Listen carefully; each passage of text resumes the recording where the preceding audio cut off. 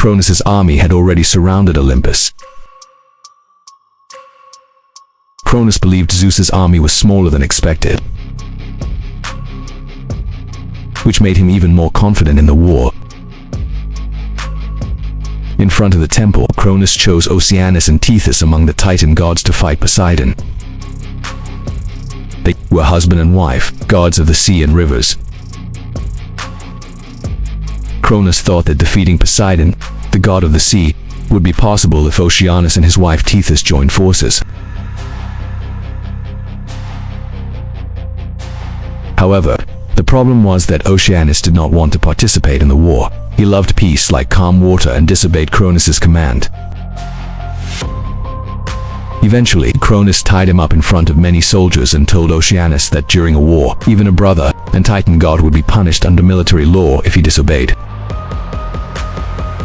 He also threatened Tethys, saying that she must capture Poseidon to have her husband forgiven reluctantly. Tethys had no choice but to join the war for her husband. Leaving her bound husband behind, she walked forward among the soldiers from the opposite side.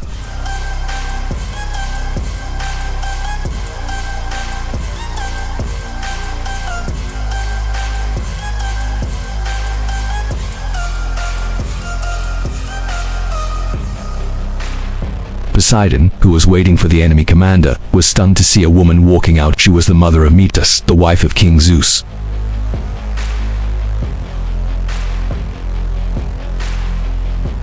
Poseidon stepped back with an expression of disbelief. He too was deeply confused by the situation facing her.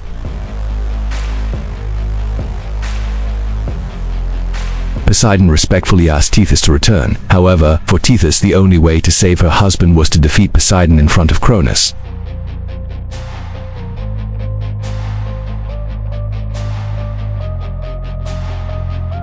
Then, not wanting to appear weak to Poseidon, she revealed her power and transformed into a terrifying, monstrous form.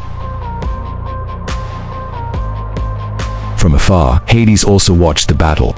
He knew that Tethys could not match Poseidon and could not just watch.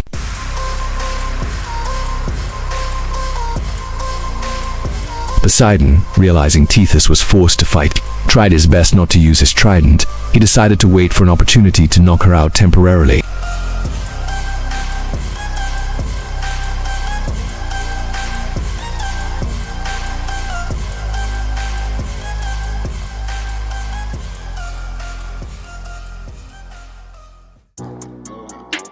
Meanwhile, inside the Olympus temple, Metis was shocked to see her mother Tethys standing on the battlefield.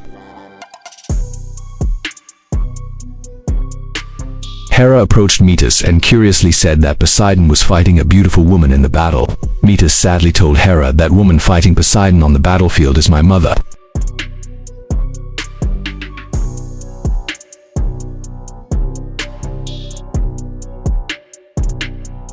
Hera looked at Metis in shock.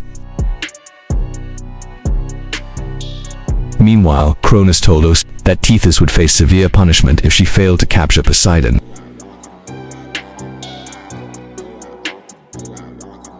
He also said he knew that Metis, Zeus's wife, was their daughter, and expressed his disappointment. Oceanus pleaded that they were innocent and that if punishment must be given, it should be upon him alone.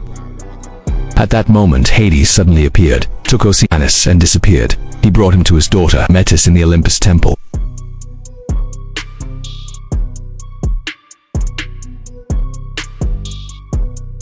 Metis embraced her father Oceanus and wept tears of relief.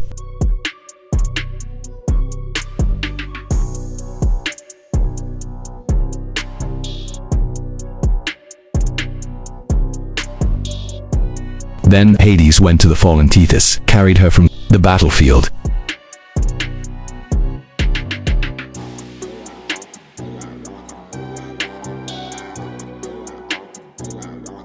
And brought her to her daughter Metis in the Olympus temple.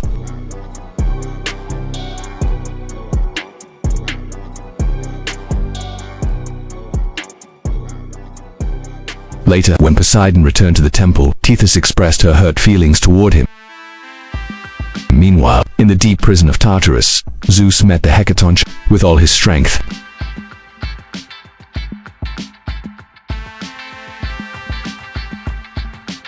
Zeus split the enormous iron bars in half.